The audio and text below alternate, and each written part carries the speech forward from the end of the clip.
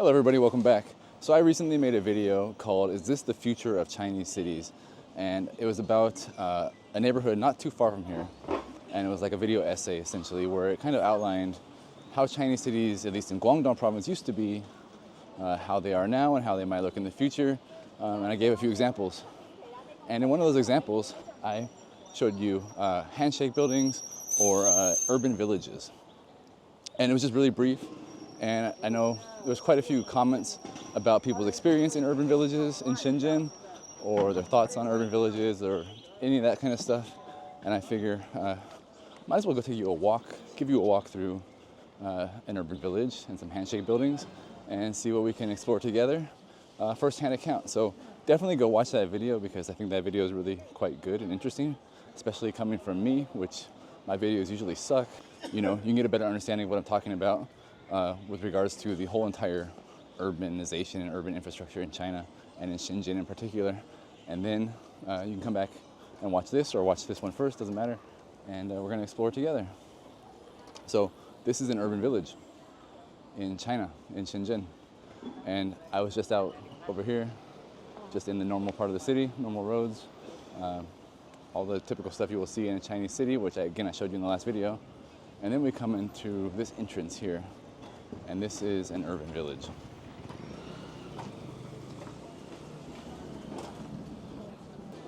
All right, so as we walk into the urban village, we can just see how dense, how full of life it is, how many different types of shops you can find in here. It's really, actually a really incredible example of, I would say, an urban environment and human ingenuity and human adaptability, because, hey, you have everything you need in a very, very small, compact, dense place like this. And I don't know, I think it might be kind of a difficult place to live, but also a very lively place to live.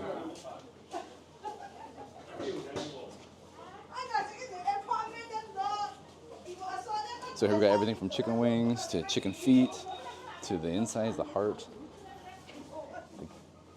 all the organs, everything. We got blood over here. 我说大部分在那个城中村都是外地人，租的店家，都是同一个地方吗？不是，都是广东汕头。汕头。对。好，谢谢。这里做生意都是汕头人。So that guy just told me that most of the people here are from Shantou, which is a city not too far from here, a couple hours drive. So I don't know if I mentioned it yet, but I guess I can mention it now, is most of the people that live in these urban villages now are not local people. They are Waidiren. They're from different cities or different provinces around China. And that's because they're mostly migrant workers. They come here to work from those places to make money, because Shenzhen salary is quite high compared to probably their hometown, wherever they're from. They're probably not even, they're probably from Shantou, but probably not even from Shantou city proper, I would guess, but I can't be sure about that. But most likely they are like from the outskirts, from the farms, the villages near Shantou. So now we're kind of walking through the main alleyways. Very, very dense streets. Got motorbikes coming through.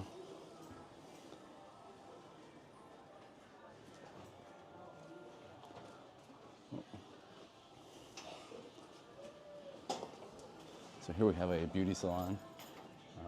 It may very well be a place for prostitution, but I cannot be sure one way or the other. And I'm not going to go in there and ask. That's another thing I guess I can talk about. You know, here in China, there is actually quite a bit of vice. Like this one's definitely, almost assuredly, prostitution right there, most likely. Again, I can't be sure. But these neighborhoods, especially here in Shenzhen and in Dongguan, which is another city nearby that has a lot of neighborhoods like this, very, very famous for vice in China. A lot of people would come from Hong Kong, and they would come to Shenzhen or to Dongguan to party, to have fun. And we're out. So actually these urban villages, these handshake buildings, these kind of neighborhoods, They're actually very, very famous as well for being villages where people will stash their mistress. They call them arnai or xiaosan in Chinese. And so they also have villages. Like there's a village in Shenzhen that used to be known as the arnai cun. So it's like a mistress village. And supposedly that village and other villages like it have kind of been cleaned out of the vice, of the prostitution of the mistresses. But you know, it's hard to say for sure. And like I just passed two, you know, beauty salons where just girls are sitting in there doing nothing. And it's not like there's chairs for doing your hair, right? Look like little bedrooms or little, not even bedrooms, just like little private stalls where you would actually go to get your needs serviced if you are a person who needs those kinds of services. So just look how freaking dense it is in here. These buildings are so close together. You can see this building and this building. These are two separate buildings, but you can see they've actually been built with these kind of cages on the windows, and they're fully attached together all the way up. You can see buckets up there stacked in between the buildings. It's crazy.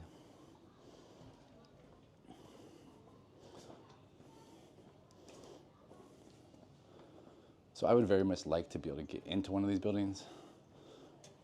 I probably should ask, but hey, let's see if there's nobody around. I don't want to go into anybody's house without asking, of course. But the thing about these buildings is how dark they are. They're so close together. There's not a ton of sunlight.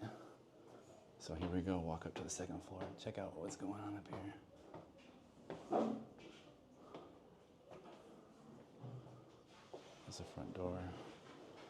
The washing machine right here by the front door. All their household supplies.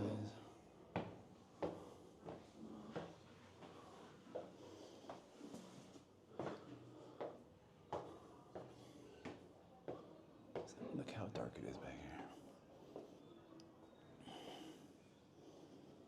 So yeah, there's the front door right there.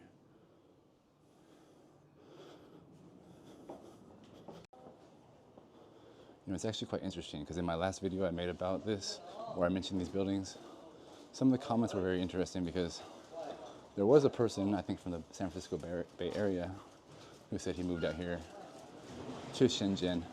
He didn't really know what he was getting himself into, and he found an apartment in an urban village, and he quite likes it because of how lively and busy it is, and that sort of thing. And then there was another comment on the last video that said they came to Shenzhen maybe 15 years ago. And at that time, they moved to an urban village as well. They were a migrant worker or just a new arrival in Shenzhen. And they thought it was a great place because it was so affordable. They could kind of get out here, start their life in Shenzhen, in the big city, find a job and save a lot of money living in a village like this. But in my memory, the commenter said that now they find that it's almost kind of hopeless to come to Shenzhen and start your life and start a new dream here because of how expensive everything is. So if you want to look at this from like an urbanist perspective, as you can see, it's a totally walkable community. It's no cars, obviously, impossible to get a car down here. But you have all these electric motorbikes and bicycles, scooters, all that stuff. You know, you park your car, if you do own a car, on the outside of the community and you walk in.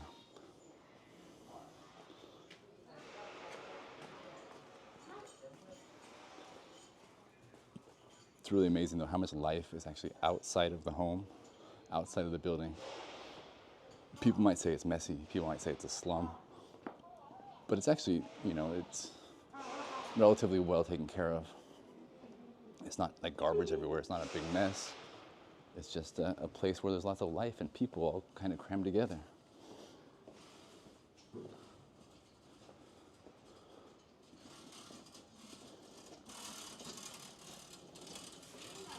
You know, one thing about China that I gotta say is, even in the most poor places in China, they're still very, very safe. And you don't have a lot of people like robbing you, committing crimes on you. Of course, I say that, but you know, all the buildings, all the windows, they all have cages on them. Even as you go up, that's because the buildings are so close to each other. So, I mean, there must be some concern about thieves crossing over from one building to the next, jumping across and stealing your stuff. But I think for the most part, in a community like this, you're absolutely not going to get, beat up. I have no fear walking around here like I would in perhaps a similar like slum type area in another country. It's not just China though. Like, I've been to poor parts of a lot of countries in East Asia and Southeast Asia, and I would say it's all very, very similar in the sense that, like, you're not going to be hurt or attacked or stolen from. Definitely won't be robbed. Nobody's going to physically have an altercation with you just for visiting their neighborhood. It's not like your turf, it's not like a like you see in America. And I say that, but I've never actually been harmed by anybody in America either, walking through so-called dangerous neighborhoods. I mean, I try not to do it, but I've never really had a bad experience. So here you can see all these e-bike parking. They have public chargers. So you just come here, you plug your bike in right here, and scan the QR code, and you just pay with WeChat. So that keeps the chargers, the batteries out of the houses. It prevents fires from, battery fires. So hopefully make it safer, because there have been previously fires from batteries in these houses, or in any houses in China, high rises too, not just these urban villages. So it's great how it's all mixed use. Of course, this is kind of like a knick-knack store, everything, repair store, waste show. They can repair your air conditioner, on the sign says, your refrigerator. They have all this stuff, whatever you need, your washer and dryer. You can probably buy used ones, or they'll maybe salvage these for parts and repair your stuff, because it does say professional repair up there. And then you've also got, convenience store, home goods. You got shampoos and soaps in there. Cigarettes, of course. And here you have a massage and a hello, 你好, no thank you, 不用, 谢谢. So here you have like Chinese medicine. It's just so much feeling. Like, it's interesting because there's a lot of places in big cities in general. This is a city, of course, with like 13 million people in Shenzhen, but a lot of cities, they're very sterile. They feel not so exciting, especially Shenzhen, if we're being honest. And this is the kind of place in Shenzhen that still feels very lively. It still feels like people are actually living here and not just existing, not just going to work and back. So I do love these kind of places. I like to take walks in here, especially on a bright, sunny day when you have really, really harsh shadows because of how, of course, how dense it is. There's not a lot of sunlight. It's great for taking photographs here in Guangzhou and like Foshan and Dongguan, all great places if you're into street photography and these kinds of really, really beautiful, fascinating places. Like even right now, look at how amazing the shadows are. And it's an overcast day. Look how dark it is.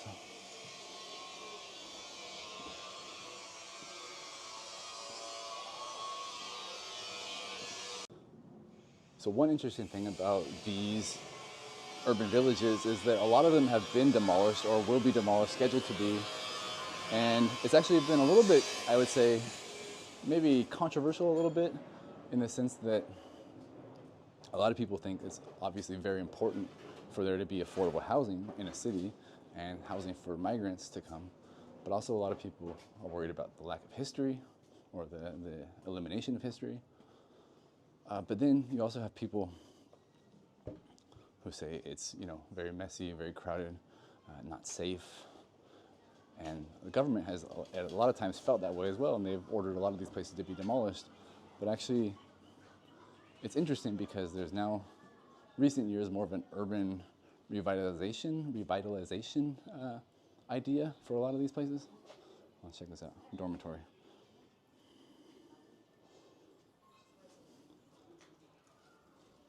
So you got 4 beds right there. Oh, those girls over there are are hookers for sure because they saw the camera and they took off running. One girl's like, "Come on, come on, come on, come on." So here's a real hairdresser, a real beauty shop right here. Ni hao. We got meatballs. Oh, here we got huandun, wonton is what we call them in English, I guess. Huandun. So right now it's like 5 p.m. and you can see just how active and how much stuff is happening, how lively it is. It's really, really great.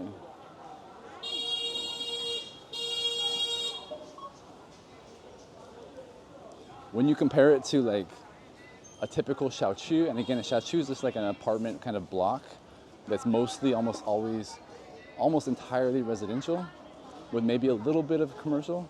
This is much more lively because those kind of xiaoqu are usually, maybe people will be hanging out like at night in like a central area, maybe, or maybe there will be an area for like sports, athletics, maybe a ping pong table. But for the most part, those kind of typical xiaoqu are really, really quiet. Here's more like a living, breathing city. So even here on the walls, we have some really, really, really cool art and really interesting, beautiful. And we also have a notice board where people can post stuff, information about apartments that are for rent, for example, or even jobs. Like this one should be about a job. Looks like looks like maybe a street sweeper or something, or cleaner. So it's like green something management. I think that would probably be like a person working in the parks or planting stuff, grass and things like that. You also have a lot of apartments for rent. So like this is like a single room for 600 RMB, very, very cheap. And there's no agency fee, it says. So that's cool. You can see just how affordable living here can be. Here's another job. They take a man or a woman, and it looks like maybe cleaning again. Maybe like da sao ai, I'm not entirely sure. No salary on there. You have this one just advertising work right here, but it's just like long-term or short-term, like part-time. Not a lot of information about what the job actually is. But you can see how a place like this is actually really, really vital for a community, like for people who are migrants to this area. They might not know anybody, they might have only a little bit of money in their pocket, so they need to find a cheap place to live and a place where they can find a job. And so if these places actually all kind of continue to get paved over, redeveloped, turned into shopping malls and high-rise apartments, it can really maybe put a strain on immigration or migration to this city. So I know that there's a lot of concern over that from local people, from migrants, and from the government itself, and that's why there's still so many urban villages, even though a lot of them have been lost to time, lost to development. There still are tons of them here in the city and all across Guangdong province. So if for some reason you do own a car and you live in an urban village, you could still theoretically park it. You do have to probably pay to park because when you first come in, there is an arm to get in and they read your license plate and all that stuff. And then this is basically the only parking lot in this urban village here. I'm sure probably they do have monthly parking and not just hourly or daily. It's probably pretty affordable as well, but most people aren't going to have cars that live in this neighborhood. So then we have underground parking as well, but you can see it's not full, which is very, very rare for a place like Shenzhen, where apartment complexes are usually overflowing with cars. There's no place to park. So like where I live, there's no place to park. There's a waiting list to get a parking spot. So yeah, these are reserved spots. You can see the license plates right here. License plates right here. And this says 固定车位, which again, it just means it's a reserved spot for that person's car. So these ones down here, monthly or yearly reserved parking for these people. And up top, it looked like it must have been a free-for-all. But yeah, not too many people driving around, owning cars because owning a car is very expensive, especially in Shenzhen. Hello, 你好.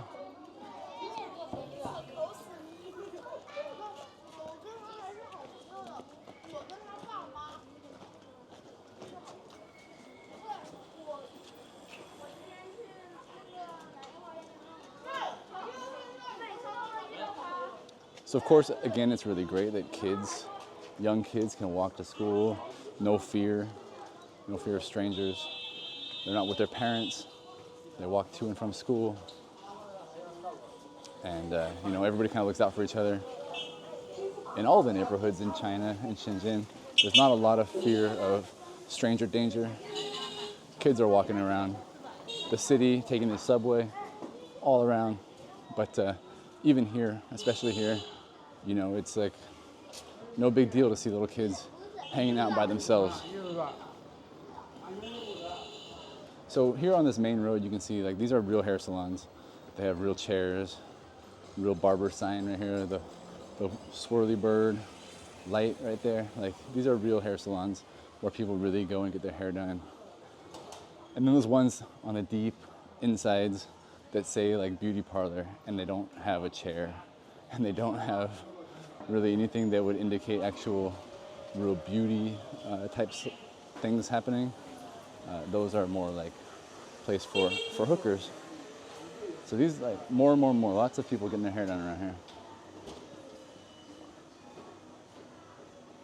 Little restaurant. Here we have, I guess malatang or jia tuar. This is fried kebabs, fried sticks of meat.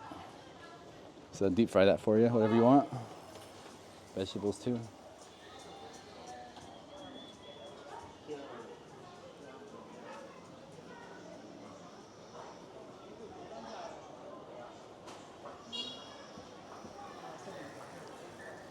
Here we have mala liang cai.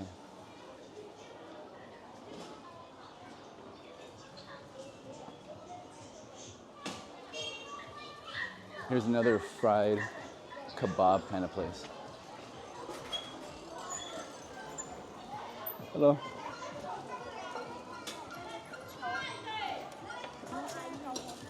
Huh? How are you? 很好。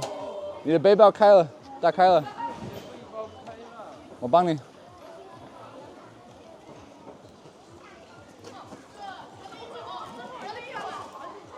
Thank you. 不用谢。OK， 可以了。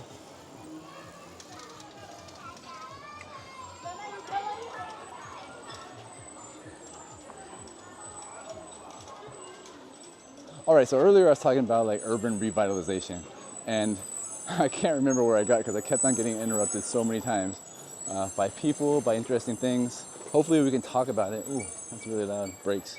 Hopefully we can talk about it without getting interrupted too much. So I guess it's kind of controversial here in China because these kind of neighborhoods, they're very important for migrants. They're very important for people to have, not just migrants, but anybody to have affordable housing. There's also a lot of culture here, a lot of history here. These kind of villages existed before the city kind of built around them and grew around them. Right now Shenzhen's a city with 13 million people or so residents. And, it's a big city, but you still need to have places for people to come their first home in Shenzhen, their first apartment, or just people who have been here a long time and I don't know, just this is where they live. You need these places, and you can't just tear them all down. And so that's why it's been kind of controversial, because a lot of them have been torn down and replaced by high-rises and shopping malls and that sort of thing. Now, in recent years, there have been some ideas of not tearing them all down, redevelop them, reprioritize what they actually do, make them safer, make them more up to modern standards, or even develop them into tourist or shopping districts or whatever. So kind of like Tianzifang in Shanghai, which is more of a Shanghai-style urban village, because they're very, very different. All around China, you have different styles of urban villages and architecture. But here, they have an ancient village. I think it's called Nantou. Been there a couple times. It's an urban village that has been redeveloped into museums and art district and restaurants and shopping. and people still live in there, but it's also, you know, been modernized and cleaned up. And you have another one, which I forget the name as well, it doesn't matter, but it's like basically all bars. Like if it looks like this right now here, in that one, it would be like all the first level, definitely all bars, nightclub, not nightclub, but more places for the night, like maybe billiards halls, things like that. Second floor too, maybe some bars and restaurants. And there will still be people living up top above it, but it's also been redeveloped less into like a zone for people living and more of a place for entertainment.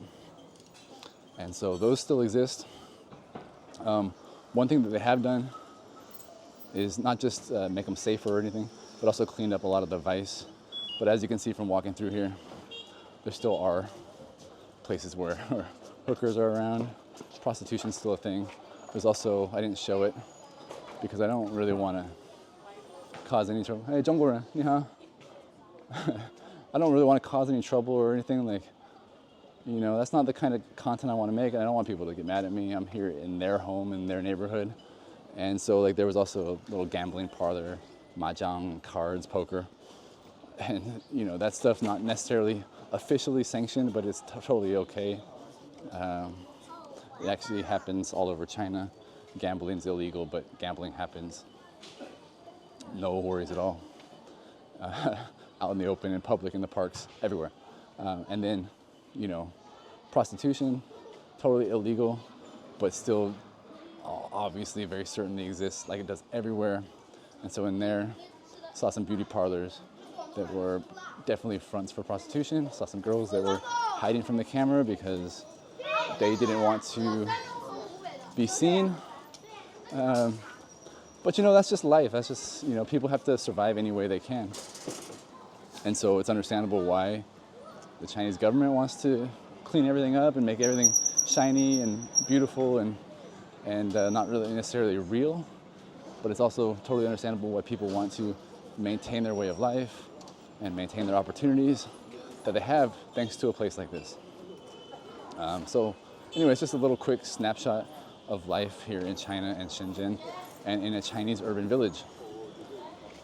If you do like this kind of thing, I guess, definitely go watch my video that's more of an essay, not just a vlog of me wandering around. The Future of Chinese Cities. That one's good, it's linked in the description. And also, if you do like this sort of thing, leave a comment and I will certainly go try to do more videos like this and even kind of check out the difference of urban villages in other cities. Because I'm probably going to Shanghai soon. So they have Shukumen, which is like their urban village equivalent, which are very, very different. We can also go to Beijing if you guys want. Go visit that, and we can go see a hutong, which is their equivalent of an urban village. You can see how they all compare and contrast. So that's about it. Thank you for watching, and I'm going back to the real wide open spaces of the city now. Blue sky starting to come out, which is great because it was almost a cold day in Shenzhen, almost. Not quite, but I am wearing a hoodie. And that's very rare for this city.